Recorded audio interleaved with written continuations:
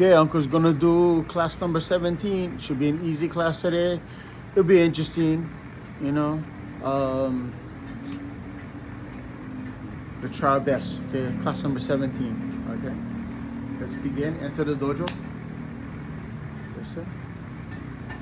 Okay, so this class we're gonna focus on blocks, locks, breaks, throws.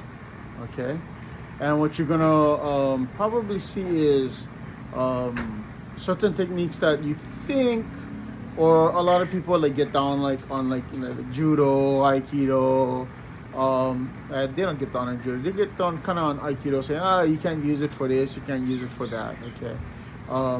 When we do judo, or we don't do judo, but when we do like aikido-ish kind of stuff, it's because we are trying to escape more formidable opponent's force that's coming straight forward at us.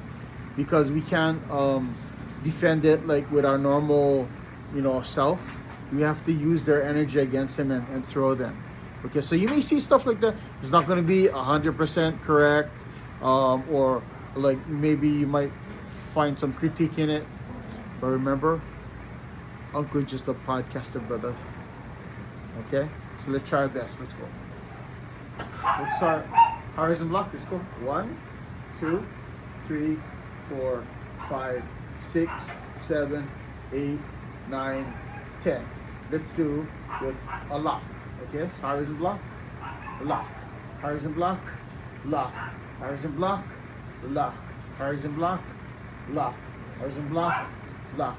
Now let's do with a break. Okay, let's go. 1, break. 2, break.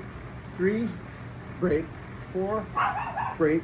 5, break. 6, break. So horizon block will look like this. So you're catching the opponent this way, then you're using the crane wing to like create like that that leverage against the opponent, holding the arm like this, right? Hopefully you're on the outside like this, and then you can hit the elbow. Usually it won't work because the opponent's arms are pretty strong, right? So what happens is, instead of breaking, what happens is we block, and we twist. Watch my leg. Let's see. Throw this way. Okay? You see? Other side. Come here this way. Lock. This way. Lock in. Turning. Throw this way. Okay? So let's go. Down for block. Let's go. 1, 2, 3, 4, 5, 6, 7, 8, 9, 10. Inside hook block. 1, 2, 3, 4, 5, 6, 7, 8, 9, 10. Also from block. 1, 2, 3, 4, 5, 6, 7, 8, 9, 10. Reverse circle block. 1, 2, 3, 4, 5, 6, 7, 8, 9, 10. Circle palm block. 1, 2, 3, 4, 5, 6, 7, 8, 9, 10. So one of the great blocks to use for breaking or locking or capturing is basically the reverse hooking block, which is like the mantis, right? This is this thing, right? But the opponent comes in, right, or punches it, and you're blocking like this. You're grabbing this way. Now you have control here. And then you can do this kind of stuff. This kind of stuff. But let's work on our turns, okay? So from here, look at the leg work. I'm coming from here, and it's bringing this way, okay? So let's do that, okay? So what we're gonna do is we're gonna come out this way, and we're gonna turn this way. On the opposite side, we're gonna come out this way, we're gonna turn this way. Okay? So let's do 10. 1, 2, 3, 4, 5, 6, 7, 8, 9, 10. Okay, so one of the things you want to do is you want to get the opponent off their like their levelness or their balance. Okay, so a lot of times what happens is you want to push the opponent in such a way where their feet are not here. They're kind of like off balance a little bit, like this way or this way.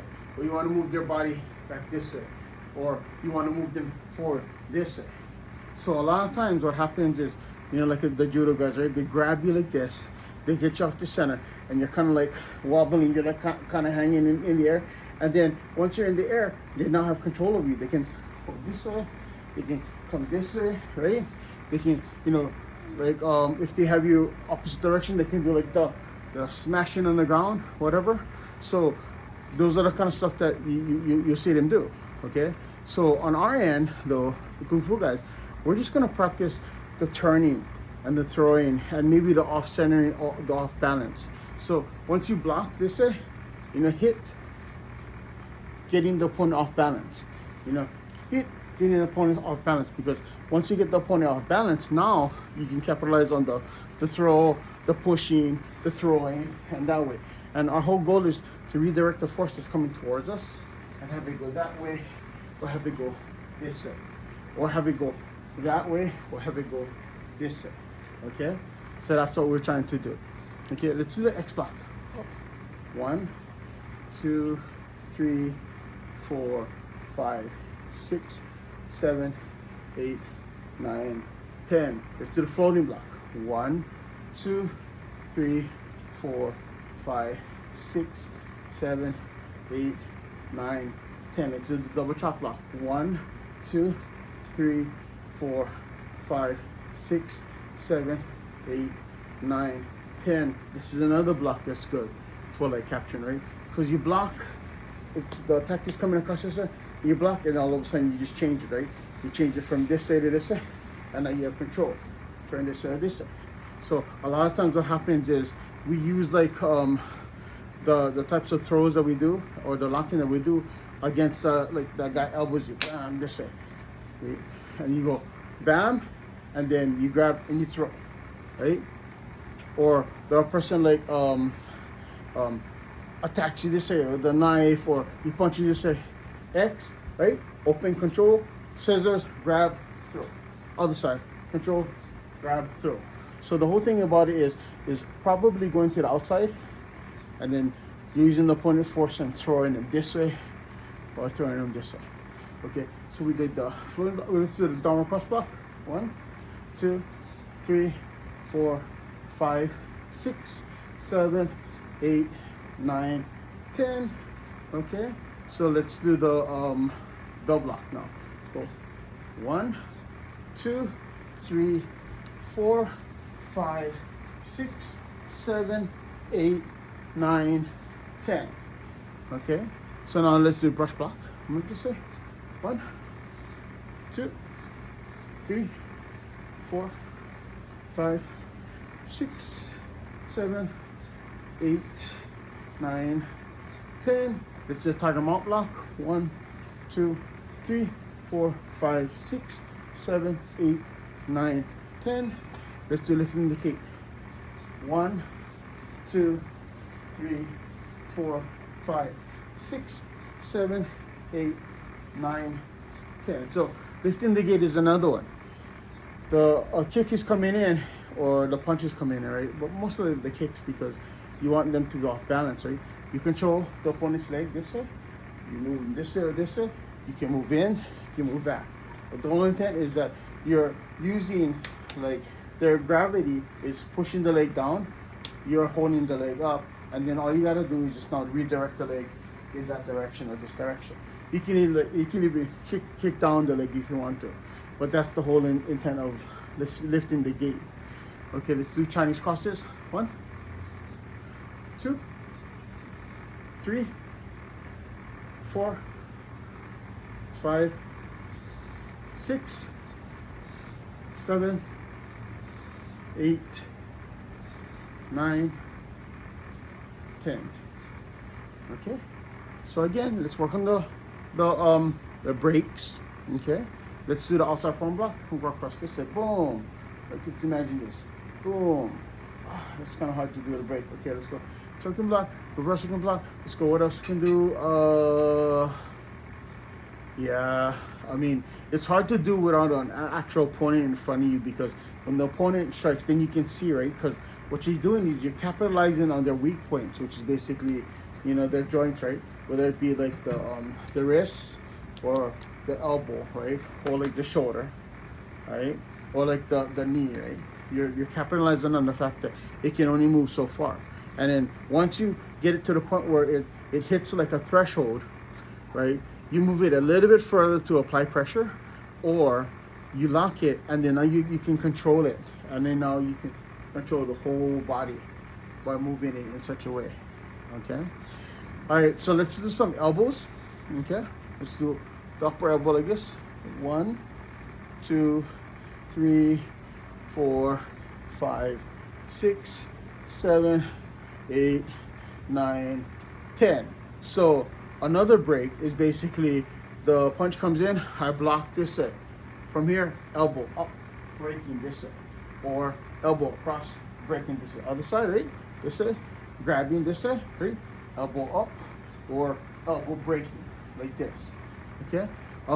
Another thing about it is like, how can we use the elbow? Elbow is basically, you know, like the judo guys, they go like this, grab this and they go like that. We can come in, use the elbows to come in, redirect, adjust the opponent's body, and then use that momentum and either bowl them over that way or grab them and then throw them this way. Usually you go with the flow because you want to follow their flow, right? Or their natural movement of energy in that certain direction. All right. So today, what did we work on? Locks, breaks, throws, elbows. Okay, twist. Okay, so I think one of the most important aspects of Kung Fu is basically this, the wrist. Okay, what is this? This is the crane wing. Okay, crane wing allows you to do stuff like half blocks. Okay, so instead of like blocking completely high rising block that looks like this and it's perfect like this, you can do stuff like this. Okay, so like this, because all we're doing is we can capture and we can throw right there automatically. Yeah, even the downward foot block, it doesn't have to be perfect like this, right? It can be basically like this, right? See that? This way, this way, this way, this way, this way, this way, this way, this way, this way, this way. Okay, so the wing is very important to Kung Fu because it gives you that extra element of control, that extra thing that allows you to do stuff. It gives you the ability to do like kind of like Aikido-ish kind of stuff, which is to grab, hold, control, and throw. Okay. The wing also allows you to lock in one way, right? Create that lock, and then once it's locked, allows you to apply pressure to a joint this way, this way, this way, this way. Okay. And so what you want to do is you want to kind of like work with a partner, have them punch you, and then block, lock, break, control. And that's the reason why when we initially taught you the punches, which is basically the punch like this, the punch isn't like this. Okay. Now when we taught you the punch, it's like this, right? Punch isn't like this. Okay. So if our punch is like this, what happens is it's easier to break, right? If our punch is like this, it's easier to break, right? Because it's already at the point where the elbow is like fully, extended like that, right? So it's easy to go bam. It's easy to go bam, right? That's why our punches are slightly curved this way, It gives you that, a little bit extra moment so that you can adjust in the event somebody captures you and is gonna break. In addition to that, what it does is it also creates that fit in the space, right? It creates that extra size of shield so that, instead of you're getting hit underneath here or you're getting hit on the side over here, right? What happens is you now have this extra block on the side here.